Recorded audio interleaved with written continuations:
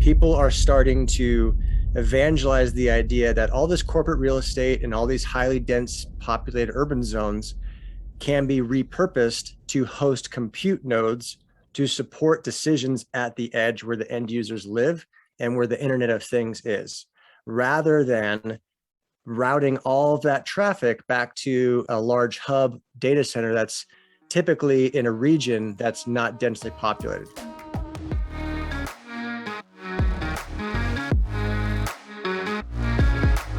Hey everybody, and welcome to the Incident Report presented by Quest Technology Management. I'm Paul Burke, Director of Technology Communications. Every week, I'm joined by VP of Sales and Partnerships, Adam Burke. The Incident Report brings you conversations with thought leaders, business innovators, and channel mavericks to help you stay productive and agile in a changing technology landscape. Hey everybody, welcome back to the Incident Report. I'm your host, Paul Burke. Across from me, Adam, how are you doing today? Doing good, Paul. Excited to be here as always. And, I got to share a little story, a little anecdote for the team. I got over the last week, since we chatted last time, I got two nice little notes and comments, one on a phone call and one on an email from some of our listeners. So really cool. They kind of said what they liked. They said all the things they didn't like about you. No, understandable. I read that list, immediately burst into tears. Yeah, it was a lot of fun. It was cool to get some feedback from folks listening to the show. Mm-hmm. And we always like any type of feedback. So, we say, check out the notes, check out the articles we reference, but it was cool, guys. As we kind of keep doing this, it's fun to see. It's fun to hear our listeners' feedback. That's awesome. I wish I had time to read that. This weekend, I decided to fix my computer, which means I broke my computer, which means I had to reinstall Windows and put all my apps back on. That is such a pain, not fun. Yeah, if only you had a technology company that you might have family relationship to that could help you out with that. I can't think of one offhand, Adam, but if I do, I would love to take advantage of that resource. That'd be good. Yeah. I'll let you know if anything comes up that might be able to help you out. Speaking of a resource, hey, this podcast, Adam, what a resource. We're offering insight, and today we're focusing on what you just recently told me is one of your favorite topics, money. It is a favorite topic of mine. I enjoy talking about money. I love talking about the financial motivations of people and how deals get done. It's a great thing to do. And something I think, when we're talking about channel opportunities and partnerships and the way people are growing their businesses, it's a lot of fun to talk through it. So I think we got some good topics to dive into today. Because I think in our household, Adam, the things we learned to say was mom, dad, follow the money. Yeah. And not necessarily in that order. Nope. But yeah. I'm glad you're here because you sent me this article and I'm like, oh, great. Adam sent me an article. I'm so excited to read it and learn. Adam, I was scratching my head a little bit. So let's dive in. It's from edgeir.com. As always, all the links to the articles are in the description of the podcast. So edgeir.com, the coming crisis in edge real estate. Adam, what's happening in this article? Because I thought I understood edge real estate. I don't think I have a firm grasp on it. Yeah, so edge computing and edge real estate is this idea that there's the traditional data centers, right? People build out massive data centers at scale. We own and operate two within Quest, but there are other real estate investment trusts, publicly traded entities that basically host the cloud all around the country and the world. And they build out massive capacity. Just think warehouse upon warehouse, where there's redundant power, redundant connectivity, redundant cooling. Okay. And they build out these huge models. I'm with you so far. Okay. So big warehouses, all white rooms. Think like the Matrix when he says, guns, I need more guns. That's a data center, right? Now we're talking. Okay. Yeah, there you go. All right. So now what's happening is that's where a lot of analytics are. That's where a lot of data is being hosted. A lot of corporations are moving their applications to the cloud, moving from off-premise or from on-premise to cloud services. So that trend's been going on for a long time. What people are starting to pitch now, and it's a relatively new pitch, but it's been going on, is it edge real estate that will support and host compute to support the analytics at the edge. And when I say the edge, like where the user is living, where the autonomous vehicle is deciding whether that's a stop sign or a bird, where all those decisions are being made. So you have a couple different trends couple different cross currents going on here. Not quite sure how it's going to sort out, but people are starting to evangelize the idea that all this corporate real estate and all these highly dense populated urban zones can be repurposed to host compute nodes to support decisions at the edge where the end users live and where the Internet of Things is, rather than routing all of that traffic back to a large hub data center that's typically in a region that's not densely populated. Because what I loved about this article is it talked about a couple different things. In population zones, what are we hearing on CNBC and on news all the time about? It's real estate, right? These real estate markets are going through the roof from an expense standpoint. So you can't necessarily just carve out, eight city blocks and build a giant data center to deal with, Los Angeles wanting to leverage and compute and autonomous driving. So how are you going to support those services at the edge while at the same time managing through the high, extremely expensive real estate market, and then also dealing with the whole idea of the speed of light for decisions going back from where the decision's being made on Rodeo Drive back to a data center that's being hosted way out outside of Las Vegas or something like that, like at one of the Switch facilities. So this thought just popped in my head. Adam, I haven't run it through any intelligence filters in my mind. It just popped in my head, so I'm going to share it. Do you feel like this idea of edge computing and how we can use real estate in a unique way is coming off of the pandemic and a lot of people not going back to work and we having more real estate and being like, what do we do with this real estate? Well, it's funny because I actually found this article on LinkedIn when someone kind of mentioned a little nastygram, taking a shot at the author. Hey, this is basically crypto, Web3, a solution searching for a problem. Wait, so you saw you saw somebody be snide on a social media outlet? I know, weird, right? Report this, Adam. We can't let this one isolated incident go by. It's so weird. Everyone's always so positive on social posts. But yeah, so it's kind of like this is a solution hunting for a problem. The funny part, the person who made that comment came from the data center industry. So it's like, okay, well, also kind of glass house there, brother. You're kind of talking your own book at the same time. I find these problems be interesting regardless of, who's talking their own motivation here. But that was exactly the point was, hey, maybe this is just corporate real estate folks trying to figure out a way to keep the valuations and the cap rates up on their investments, right? Because not everybody's going back to the office. So we got a lot of corporate real estate that's kind of just sitting there, not quite sure it's as valuable as everyone has it marked on their books right now. So that certainly could be an angle, but I thought it was really interesting that people were considering, repurposing roof rights, repurposing like IDF closets and things like that to put small stacks of servers, small stacks of compute to service metro area. It's very, very cool thoughts. And then I actually met with a company that's in the channel that's acting as a broker for these services, right? So a lot of people broker data centers. We work with brokers who broker our data centers and agents and things like that. And they're basically like real estate brokers for data center space. Maybe this is a new direction for Airbnb. They transform some of these vacation rentals into little micro edge data centers. Yeah, micro data center. Yeah. I wouldn't put it past anybody to figure out a way to, sell a data center without owning a data center. I mean, what the channel partner I was working with, they're relatively new to the space, at least to working with channel partners, but they hired some industry veterans. They're just coming out of stealth mode, and they have existing agreements with some of the larger corporate real estate groups, and they're already setting up brokerage deals for people who want to drop in edge compute and nodes all around some serious marketplaces. So I mean, they're working with BlackRock and a few other people. So these are major players figuring out what to do with this real estate. Nice. And just for anybody who's interested, I have a tough shed in the backyard, and it's got a lot of room. So let me know. Does it have a fan and a power extension cord? I am willing to buy that, Adam. I am willing to make investments. That's good. You can get into crypto mining. A lot of money in there. I did think it was interesting. I never thought about it, but autonomous vehicles need a latency of 1 millisecond or less to make those decisions that you're mentioning. And that blew my mind, because just thinking of all the vehicles that, shifting into that space, it was a really interesting article.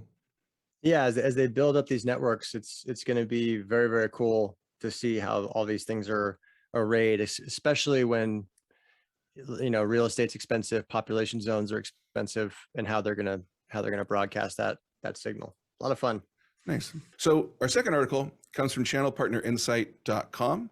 Channel analyst Forrester says organizations are suffering avoidable cloud overspend. And this is a report that was recently done. The 2022 State of the Cloud Strategy Survey, which sounds very official, by the channel analysts found that 94% of respondents are overspending in the cloud. Almost all noted avoidable cloud spend, with the top reason for the overinvestment including idle or underused resources, over-provisioned resources, and a lack of needed skills. Adam, were you able to read this entire article? Because they did wall this off for people who have signed up for accounts. I had signed up for the account. I'll probably get some unsolicited calls about some great software as a service options out there that can optimize our business. But I did sign the waiver so I could read the entire article. Yes. Boy, Channel Partner Insight, they are coming strong with a list of questions before you can get access to this. I think there is like 20 questions. Yeah, there's a little bit of a wall on here, so it's fine. Just make sure you block your number from all sorts of cold calls that I'm sure our names are on some list now. But it's a good article. I liked it because one of the things when I see those statistics around, 98% or 95% are overspending, when folks moved their consumption of compute and storage to the cloud, if they didn't change any other behavior rather than having their servers in a data center down the hall in a closet or across the street in a third-party site or managing it themselves, if they didn't change any type of capacity planning or any type of business discipline around consuming and scheduling what you need to purchase, it's not going to change just because you decide to buy a different brand of car, right? So your driving is not going to get better just because now you're riding in a Tesla versus you used to drive a GMC. It's not going to change any real habits. Quest has been on this IT evolution, if you will, with the market where people used to buy capacity, people still do. They moved to private cloud, they're moving to public and hyperscalers. But the main thing that we see people fall short on, and it echoes here in this article, is how are you managing that capacity? How are you planning for it? How are you scheduling resources? How are you managing your people who have access to scheduling resources? If you're not enforcing any policy, or if you don't have some oversight or discipline on how these things are being acquired, it doesn't matter if you're buying the box or you're subscribing to it. You're going to drift to the left or right a little bit on your spend if you're not actively managing that. There's no silver bullet for it. There's no easy answer. It is just ongoing discipline and assessing and constantly reassessing your resources. I kind of found it interesting that in this article, they thought, well, just because they're going to cloud, didn't people just completely change their buying habits and completely change who they were as people? No, it's just a different way to consume. Yeah. Could you imagine how small the self-improvement section at the bookstore would be if people quickly changed their habits?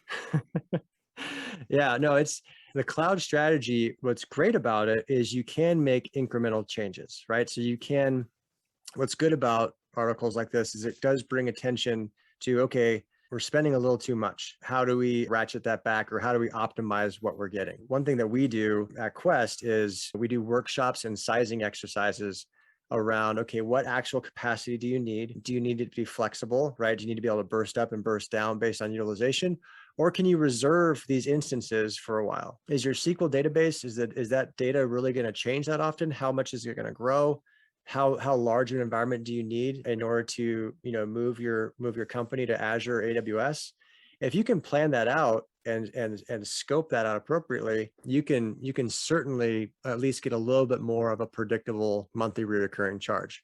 And if you can't, and if you still struggle with that, we've been helping organizations move to what we call our edge cloud and move in more of like a private instance. And it still has the same kind of elasticity and kind of dynamic control, but it's not tied into that whole hyperscaler world. It gives them a little bit more predictability on their cost. And if you do go through one of those exercises, if you do go through an optimization and a kind of ongoing management, you will see savings of anywhere from 25 to 40%, depending on if you're reserving instances or moving to more of a dedicated or private model that's managed.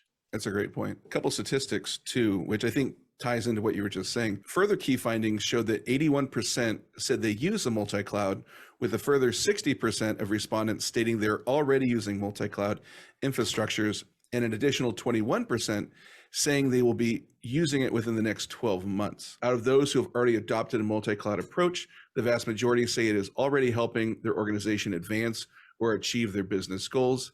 Data showed that 86% of organizations rely on cloud platforms. So I think that's interesting because they're saying, hey, 81% are already using the multi-cloud, but at the same time, they're frustrated that they think they're overspending. And it goes into what you were saying, that even though you use it or you have access to it, doesn't mean it's going to fix all your problems if you don't change your habits. And I mean, companies that run cloud services are financially driven. And if you go to Amazon.com, or if you're buying something, I mean, we've all been here before. You're shopping on AWS or you're going through online shopping.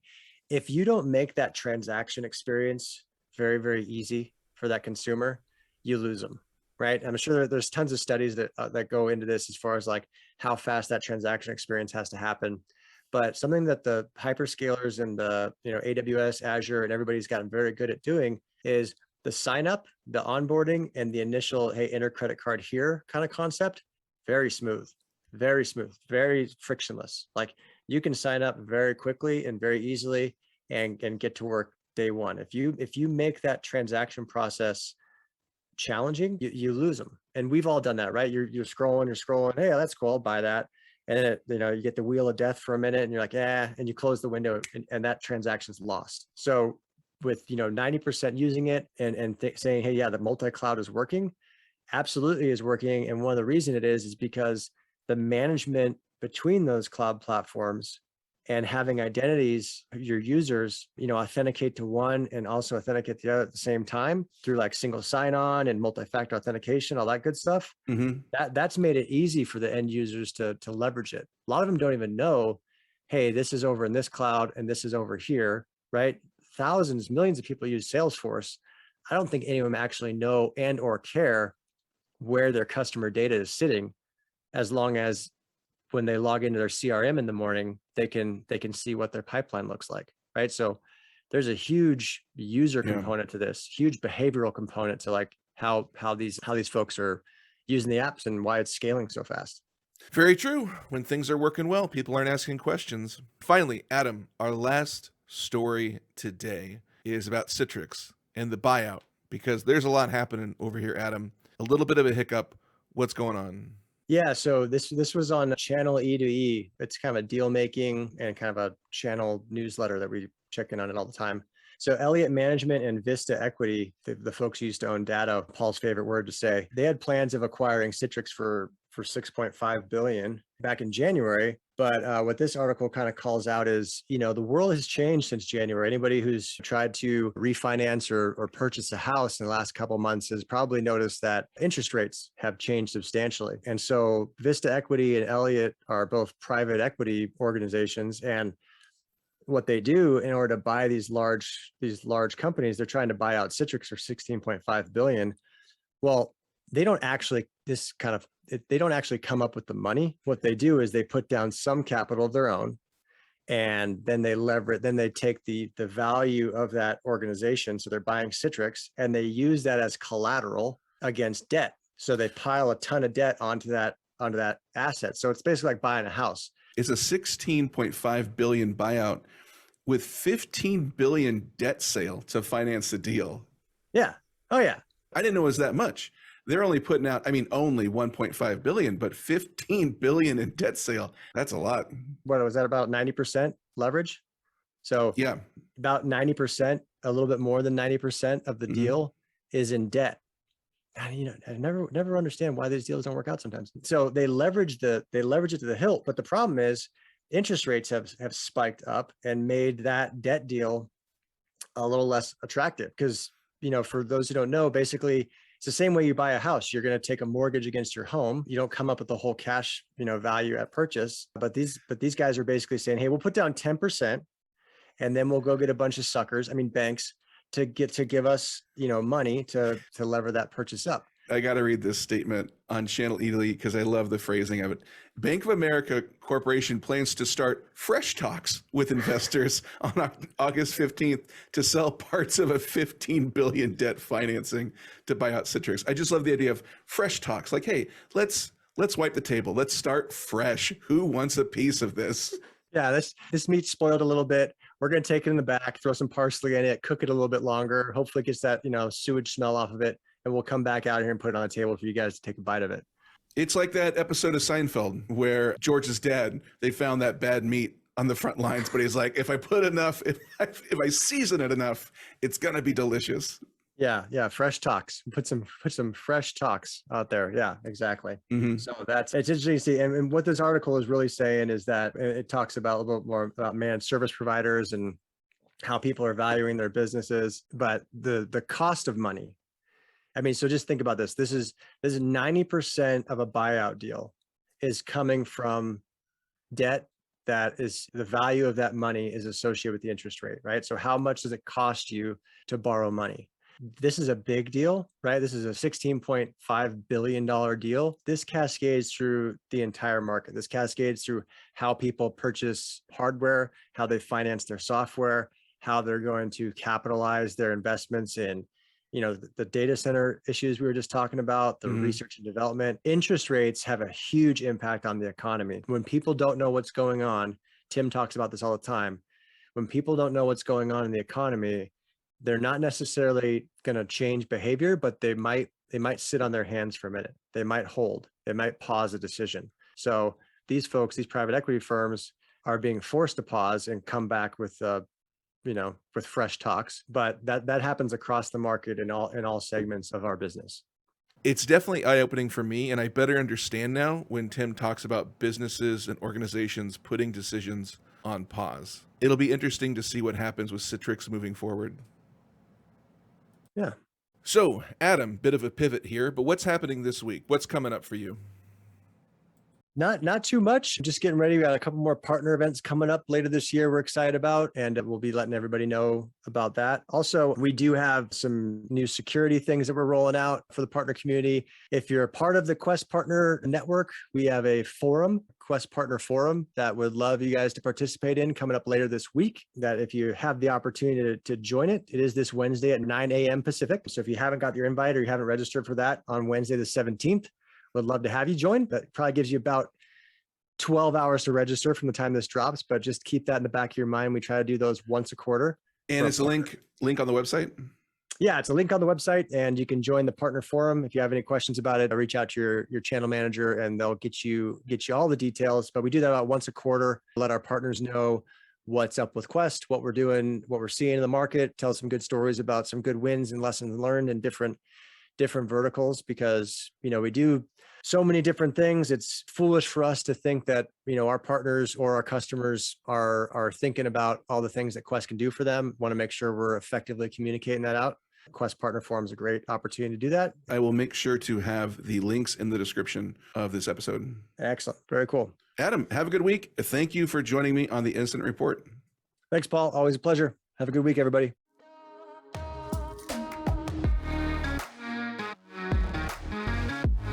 Thanks so much for listening. The Incident Report is brought to you by Quest Technology Management. With over 40 years of experience, Quest is a leading technology integrator working seamlessly with your staff and systems to achieve your IT goals.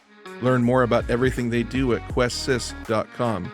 And if you have questions or suggestions for the podcast, you can always email Adam and myself at theincidentreport@questsys.com. We hope you have a great week, and we'll see you next time.